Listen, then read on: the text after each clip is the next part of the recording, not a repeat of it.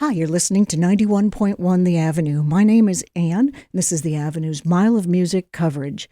It's made possible with support from Nicolet Bank and from U.S. Venture. Additional support comes from Dodd Home Safety. Dodd Home Safety performs home safety assessments, provides and installs the recommended equipment, and trains everyone on how to keep loved ones safe and independent in their own homes. More information at doddhomesafety.com. Today I'm joined in studio by returning Mile of Music artist Mark Erelli. Welcome. Thank you so much for having me. Yeah, a pleasure to have you in here. I know I wanted to speak with you last year and time and schedules and etc. didn't work out, but I have loved spending time with your music over the last year since Mile of Music introduced me to you. And if you are a listener who enjoys lyrics and feeling the music, Mark Erelli is your guy.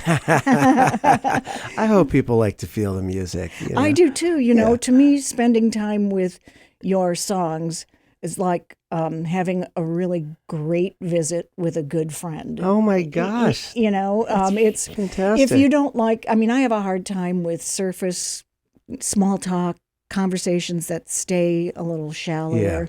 And your music just feels like I had a really great, insightful conversation with a good friend. Oh, that's amazing. It works equally well with coffee or something stronger. Yeah. Yes and yes. Check. That's happened. I have, I think, 3 of your vinyls, and I will say that all 3 have been consumed, with wine, whiskey, coffee, you name it. There's different pairings I can provide people if they're interested.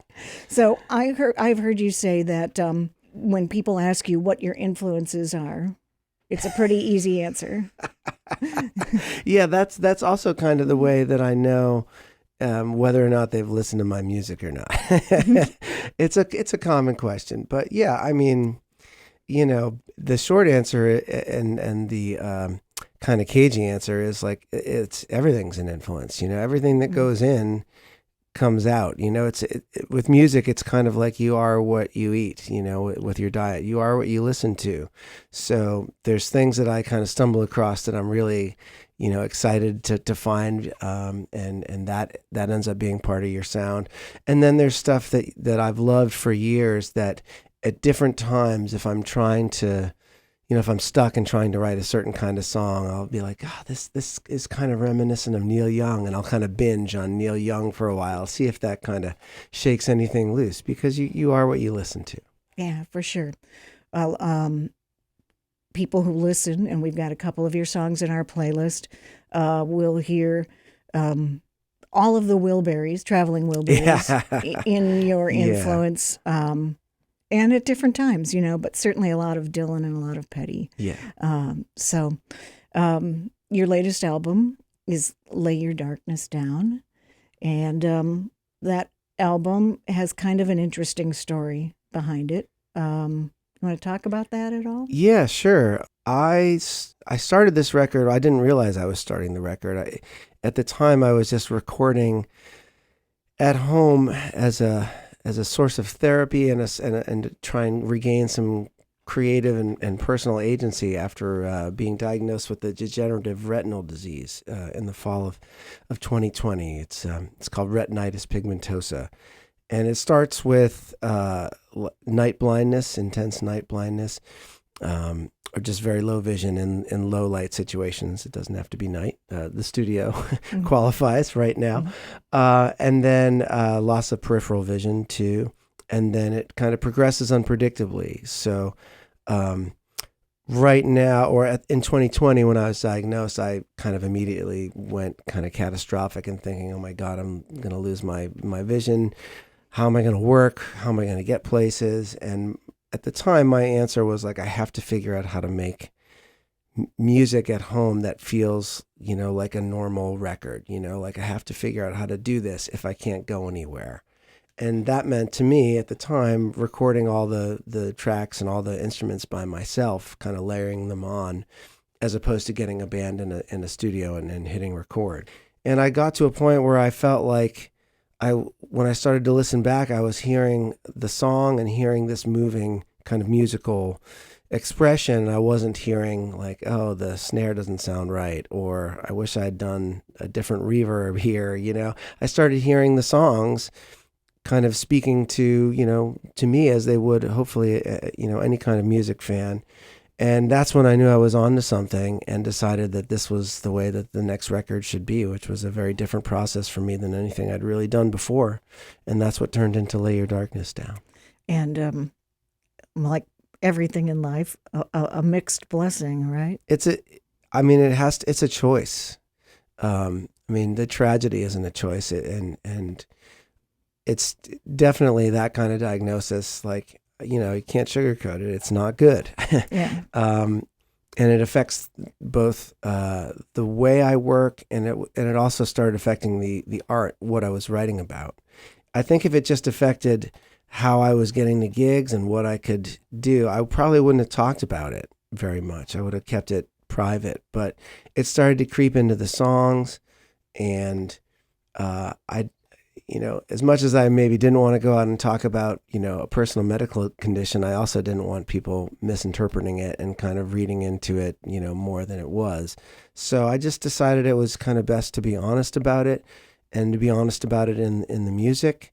If you know what I was going through, the songs have a whole other meaning. If you don't know what I was going through, the songs, I think, still speak to you. Still have a lot of meaning. Yeah, and in whatever way you interact with them. And that to me is kind of what I want out of music, both as a musician and as a listener. I want people to hear the songs, and I don't want them to think about my life. I want them to think about their life. Well, your songs definitely have a universal human quality, and love them so much. Thank you for the music. Thanks for coming in. He's Mark Erelli. He will be at the Mile of Music Festival Friday, Saturday, and Sunday. You can find the details using the Mile of Music app, or pick up the printed guidebook, which is available in and around downtown Appleton. Enjoy the festival, and we're going to give you a little sample of Mark Erelli. Wonderful. All right, I'm going to sing you a song called Sense of Wonder. I had a Unitarian minister recently email me and say she wanted to use this song in a sermon, and she said, I don't know if you know, but you wrote an entire complete personal cosmology in 5 verses. And I said, yeah, that's what I've been trying to do for 25 years. So this is kind of what I believe and why I believe it. So this is called Sense of Wonder.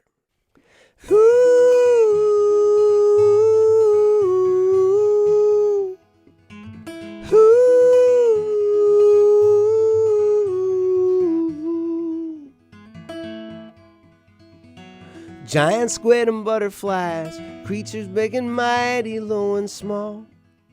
We can only guess how many kinds with which we share this big blue ball.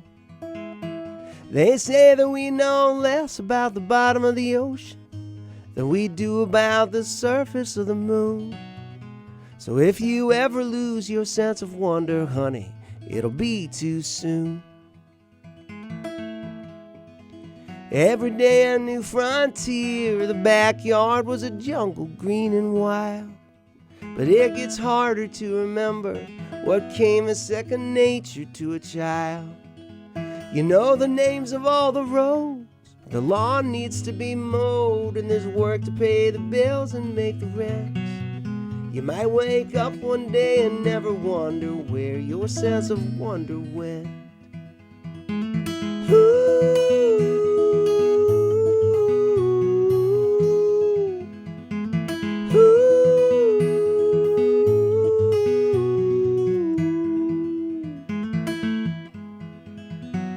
Mysteries within mysteries, like an endless set of Russian nesting dolls. And if we could ever get there, we'd find a question at the center of it all. Why something instead of nothing? Are we out here on our own, or does someone or something catch us when we fall? Without a sense of wonder, it begins to seem so tragic and so small. But it ain't all unicorns and rainbows. Surely you suspected this by now. Some days feel like a competition to find the biggest way to let each other down. And I don't blame you if you worry. Sometimes I'm worried too, and don't believe it when I say it'll all work out. 'Cause it don't seem to make no sense, and it's no wonder sometimes we all have our doubts.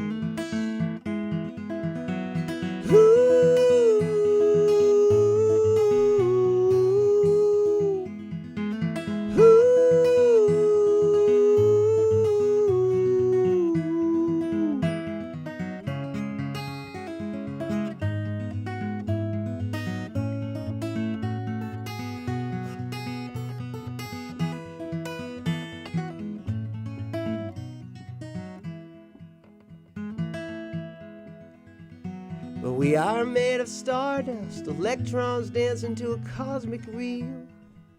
Light is particle and wave, but even this cannot explain the way it feels. So give all you have to give, 'cause at best it's relative.